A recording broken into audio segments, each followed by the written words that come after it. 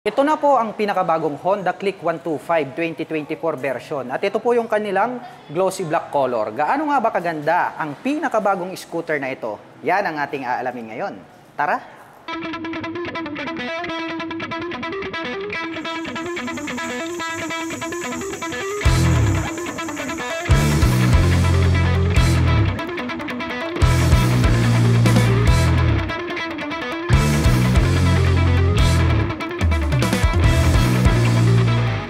Ito na po yung pinakabago nilang Honda Click 125. At ito pong ating binibigyan ng review for today. Ito po yung kanilang standard version. At ang kulay po pala na ito po yung kanilang glossy black. So all black po lahat ito ha, wala po siyang color combination.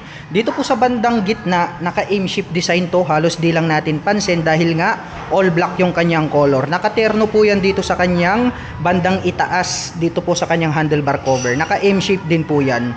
Sa gitna may nakalagay naman po rito na Honda in white color na decal. Dito po sa bandang ibaba may nakalagay rito na FI or PGM FI, also known as programmable fuel injection. So ang kagandahan naman po niyan, since naka-FI na po ito, is napakatipid niya sa pagkonsumo ng gasolina dahil mayroon lamang po itong 50.3 kilometer per liter na fuel consumption. Kaya kung naghahanap po kayo ng mga pang daily service na scooter, saktong-sakto ito para sa inyo. Ito pong design ng kanyang headlight, no, napakaganda. Very sharp yung kanyang edges. At ito pong kanyang ilaw dito po sa bandang itaas is very attractive. Nandirito na rin po located itong kanyang turn signals rito po sa bandang itaas. At ito pong kanyang split na daytime running light, napakaganda. Very aggressive yung kanyang dating. Nagkaroon pa ng pins rito na mga ilaw, which is yan naman yung parang nagsisilbing kanyang kilay at eyebrow. At ito naman pong kanyang main light, ito yung kanyang nagsisilbing mga mata.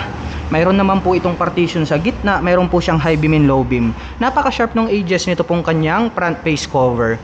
Dumako naman po tayo rito sa kanyang side profile. Ito pong kanilang glossy black color, ang kanya naman pong decal color combination is gray and then apple green, which is napakalamig sa ating mga paningin. Sa baba may nakalagay naman po na Honda in white color na decal.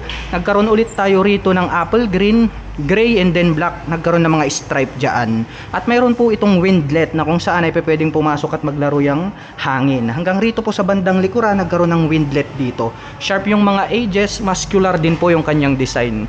Ito naman pong kanyang front fender, glossy black pa rin kasi nga all black to. May nakalagay naman po rito na combi brake, which is combination brake system. Ang advantage naman po niyan, once po na pinihit natin yung ating front brake, ay sasabay po ng bahagya yung atin pong preno rito sa likuran. So ito pong kanilang combination brake system ay nakakapagbigay po ito ng balance na stopping power. At pagdating naman po rito sa kanyang single rotor disc brake, naka-wavy design, along with single pot caliper na matte black, Tokico yung brand. At ito pong kanyang cast wheel is matte black po yung kanyang color. Hindi po sila the same doon sa special edition dahil nga po matte brown yung color ng special. Pero ito pong kanilang standard is black po yung color nitong kanyang cast wheel. At ang mga sukat po ng gulong rito po sa harapan, ito po ay mayroong sukat na 90 by 80-14. Dumako naman po tayo rito sa bandang itaas. Silipin natin itong kanyang fully digital meter panel display. Napakalapad din itong kanyang screen display. Mayroon po tayong mga light indicator sa bandang itaas. May 2 button selectors dito po sa bandang ibaba at sa gitna mayroon po tayo ritong Honda logo. Pagdating naman po sa mga button selector sa kaliwa, mayroon po tayo ritong high beam and low beam, horn, turn signal selector at nandirito naman po itong kanyang rear brake. Sa kabila naman po, electric starter at ang kanyang front brake. At ang kanya naman pong mga stock na side mirrors, dahon type, maganda na rin. At ang kagandahan pala nito mga KLM, meron na rin po siyang park brake lock. So ayan po, very useful po yan pag kayo po ay magpapark sa mga downhill or uphill situation dahil hindi na po dadaus-dos itong ating scooter. Mapunta naman po tayo rito sa kanyang ignition. Ito po ay equipped with mechanical key. May shutter lock key for safety purposes. At ang kagandahan niyan, include na rin po rito yung kanyang seat opener. At dito po sa kanyang left side pocket, maluwag din, no? Pwede tayong maglagay rito ng mga coins. Sa kabila naman po, dito sa kanyang right side pocket, medyo may kalaliman. Pwede po tayong maglagay rito ng cellphone. At ang kagandahan niyan ay mayroon na po itong integrated na USB charging port. So maglalagay na lang po tayo ng USB cable, no? USB ready na po siya. Pwede na po tayong mag-charge ng ating mga mobile phones or gadgets. At dito naman po sa bandang gitna, mayroon po siya ritong utility hook na pwede nating pagsabitan ng mga plastic bags. At ang kagandahan ng mga scooter, gaya ng sabi ko, is mayroon po itong mga malalapad at malalawak na floorboard. Ngayon naman, subukan naman po natin siyang sukatin. Very spacious naman po itong kanyang floorboard. Ang kagandahan niya ay malaya po nating maigagalaw ang ating mga paa, lalong-lalo na po sa mga long riding situation. Nandyan naman po sa left side yung kanyang battery compartment. At ito pong kanyang upuan, napakalapad, no? Ang ganda rin. And then napakalampot, kaya very comfortable sakyan. Yung stitches sakto lang, yung pagkakatahi durable naman po siya. At ito pong kanyang integrated na grab bar, yung color po nito is metallic black. So ito po yung noticeable changes na makikita natin dun sa kanilang special edition. Dahil nga po matte brown yung color. So ito pong standard is all black po siya. At dumako naman po tayo rito sa bandang ibaba. Nandirito yung kanyang side stand. At ito po ay equipped with side stand engine cut-off switch. Once po na naka-engage yung kanyang side stand ay hindi na po mag-ooperate itong ating motorcycle. Sa ganong paraan ay maiiwasan po natin na madisgrasya dulot po ng side stand. At mayroon po itong center stand of course. At ito naman pong kanyang pillion step para sa ating back rider. Meron po siyang rubber cover. Yung kanyang brace is metal po siya. At dito po sa kanyang side profile, napakalaki po ng decal na makikita natin dito. Meron tayong apple green stripe and then nakalagay yung click. May nakalagay po rito na liquid cooled. Isa po ito dun sa pinagmamalaki nitong ating Honda Click, yung kanyang cooling system. Dahil nga po pagdating sa 125cc category ay bukod tangi lang po ito na mayroong liquid cooling system. Ang advantage naman po niyan ay pwede po nating ibabad, maghapon magdamag kahit sa mga malalayong biyahe. Dahil nga po ang liquid cooling system ay more reliable pagdating po sa babaran at sa mga long riding situation. Pagdating naman po rito sa kanyang engine, napakaganda rin ang kanyang engine design. Bilugan at mahaba po itong kanyang airbox. May nakalagay naman po rito na ASP, also known as Enhanced Smart Power. Which is ang kagandahan naman yan mga ka-LM ay nakakapagbigay naman po siya ng more power, less fuel and then lesser emission. At pagdating naman po rito sa kanyang engine, ito po ay mayroong 125 cubic centimeter engine displacement. Naka single cylinder, single overhead cam, 4-stroke with 2 valve. At nakakapag-provide naman po ito ng maximum power na 8.2 kW at 8,500 RPM. Habang nakakapagbigay naman po ito ng maximum torque na 10.8 Nm at 5,000 RPM. Napakalakas na rin at napakabilis na ng kanyang engine design. At ang atin pong Honda Click 125 ay mayroon pong 769mm na seat height. Ngayon naman ay susubukan nating sakyan para malaman natin kung gaano nga ba ito kataas. Anyway mga ka-LM, ang aking height is just around 5'6". Although kahit sabihin nating naka-center stand to, is flat-footed tayo rito. Kaya masasabi ko na very comfortable ito para sa mga tulad ko na 5'6" in height.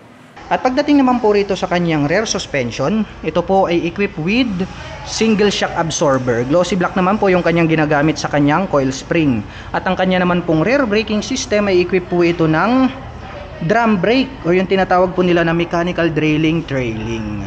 At silipin naman po natin itong kanyang taillight, pointed yung pagkaka-design. At ang kagandahan niyan, malapad, kaya talagang very visible, mapa day or night time. At ito pong kanyang rear fender, nandirito po yung kanyang turn signals. LED na rin po lahat ng kanyang ginagamit para sa kanyang lighting system. Itong part na to naka-emboss is ito po yung kanyang plate light. May added reflector light sa gitna at mayroon pong Honda white decal dito sa bandang ibaba. Ito pong kanyang rear fender, ito po yung kanyang nagsisilbing plate holder.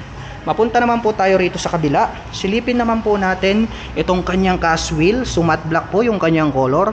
At ang mga sukat po ng gulong rito po sa likuran, ito po ay mayroong 100/80-14. Malapad na rin po itong kanyang rear wheels para sa isang 125cc na scooter. At ang kagandahan niyan, mayroon na rin po pala siya ritong integrated na mudguard. So napre-prevent naman po natin na matalsikan po ng dumi or putek ito pong ating scooter. At ito pong kanyang stock pipe, very attractive din, no? Maporma yung design nitong kanyang head protection guard, matte black. Ito pong kanyang tip is metallic silver. Mayroon naman po itong single exhaust. At nandirito naman po yung kanyang radiator cover. Overall, pagdating sa kanyang physical appearance, mga ka-LM, napakaganda talaga ng dating. Kaya talagang walang nakakatalo pagdating sa sales itong ating Honda Click 125. Well, anyway, buksan naman po natin itong kanyang upuan para masilip natin ang kanyang underseat compartment. Maluwag na rin mga ka-LM, saktong-sakto to paglalagyan natin ng mga tools, personal belongings, papers, jacket, gloves at iba pa. At ito po pala mga ka-LM ay mayroong 18 liters na underseat compartment. At included na rin po rito sa bandang itaas ito pong kanyang fuel tank. At ito po pala mga ka-LM ay mayroong 5.5 liters na fuel tank capacity. Well, anyway, every time po na tayo magpapagas ay kailangan po nating magbukas ng ating upuan. Ito pong kanilang Honda Click 125 ay highly recommended po para sa mga gustong mag long rides, pang daily service, no? So talagang applicable po siya para po sa lahat ng mga activities na pwede nyong gawin.